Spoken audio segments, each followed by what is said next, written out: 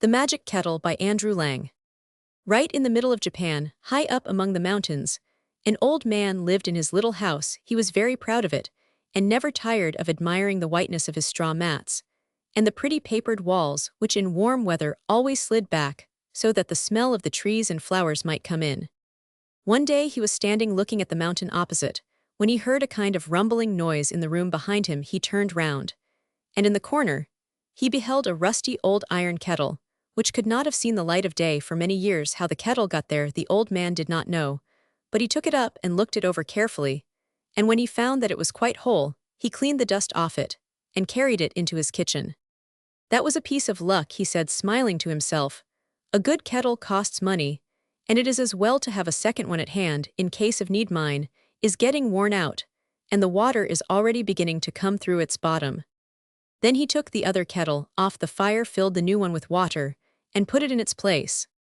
No sooner was the water in the kettle getting warm than a strange thing happened, and the man who was standing by thought he must be dreaming. First the handle of the kettle gradually changed its shape and became a head, and the spout grew into a tail, while out of the body sprang 4 paws.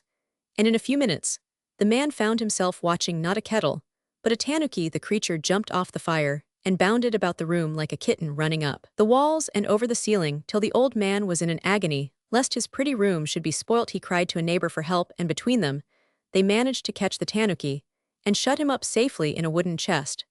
Then, quite exhausted, they sat down on the mats and consulted together what they should do with this troublesome beast. At length, they decided to sell him, and bade a child who was passing send them a certain tradesman called Jimu.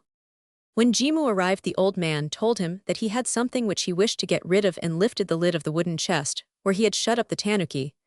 But to his surprise, no tanuki was there. Nothing but the kettle he had found in the corner. It was certainly very odd, but the man remembered what had taken place on the fire, and did not want to keep the kettle any more. So, after a little bargaining about the price, Jimu went away carrying the kettle with him.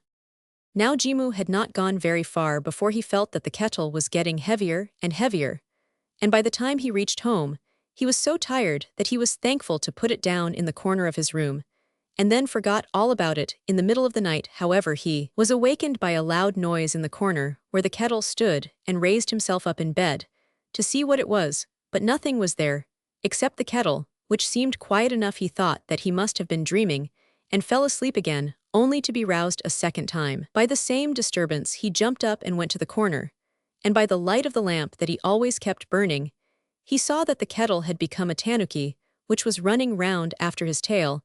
After he grew weary of that, he ran on the balcony, where he turned several somersaults from pure gladness of heart. The tradesman was much troubled as to what to do with the animal, and it was only towards morning that he managed to get any sleep. But when he opened his eyes again, there was no tanuki, only the old kettle he had left there the night before. As soon as he had tidied his house, Jimu set off to tell his story to a friend next door. The man listened quietly, and did not appear so surprised as Jimu expected, for he recollected having heard in his youth something about a wonder-working kettle. "Go and travel with it, and show it off," said he, "and you will become a rich man. But be careful first to ask the tanuki's leave, and also to perform some magic ceremonies to prevent him from running away at the sight of the people." Jimu thanked his friend for his counsel, which he followed exactly. The tanuki's consent was obtained, a booth was built, and a notice was hung up outside it, inviting the people to come and witness the most wonderful transformation that ever was seen. They came in crowds, and the kettle was passed from hand to hand, and they were allowed to examine it all over and even to look inside. Then Jimu took it back, and setting it on the platform, commanded it to become a tanuki in an instant. The handle began to change into a head, and the spout into a tail, while the 4 paws appeared at the sides. "Dance," said Jimu, and the tanuki did his steps, and moved first on one side, and then on the other, till the people could not stand still any longer, and began to dance too gracefully. He led the fan dance, and glided without a pause into the shadow dance and the umbrella dance, and it seemed as if he might go on dancing forever, and so very likely he would if Jimu had not declared he had danced enough, and that the booth must now be closed. Day after day, the booth was so full it was hardly possible to enter it, and what the neighbor foretold had come to pass, and Jimu was a rich man, yet he did not feel happy. He was an honest man, and he thought that he owed some of his wealth to the man from whom he had bought the kettle. So one morning he put 100 gold pieces into it, and hanging the kettle once more on his arm, he returned to the seller of it. "I have no right to keep it any longer," he added when he had ended his tale, "so I have brought it back to you, and inside you will find 100 gold pieces as the price of its hire." The man thanked Jimmu, and said that few people would have been as honest, as he and the kettle brought them both luck, and everything went well with them, till they died, which they did when they were very old, respected by everyone. Adapted from Japanese Machen.